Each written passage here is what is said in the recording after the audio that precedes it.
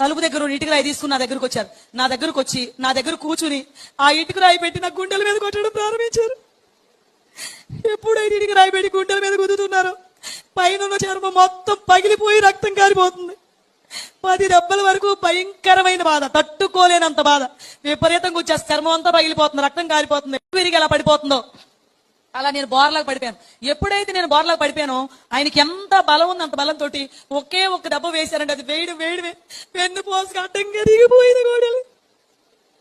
నిజంగా మన దేవుడు గొప్పవాడు కనుక నన్ను బ్రతికించాడు, కానీ లేకపోతే పెన్ను పోసు 2 ముక్కలు అయిపోవాల్సింది. ఆ బాధను భరించలేక మళ్ళీ అరుస్తూనే వెల్లికిలా తిరిగిపోయాను. ఎప్పుడైతే వెల్లికిలా తిరిగానో ఛాతి దగ్గర నుంచి మోకాళ్ళ వరకు ఎక్కడ అవకాశం ఉంటే అక్కడ అదే గొడ్డలు పెట్టి నరిగేస్తున్నారు. ఇటు అరుగుతుంటే అటు తిరుగుతున్నాను, అటు అరుగుతుంటే ఇటు తిరుగుతున్నాను.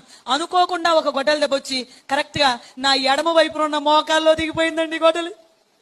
ఎప్పుడైతే గొడ్డలి మోకాల్లో దిగింది ఇంకా భరించలేక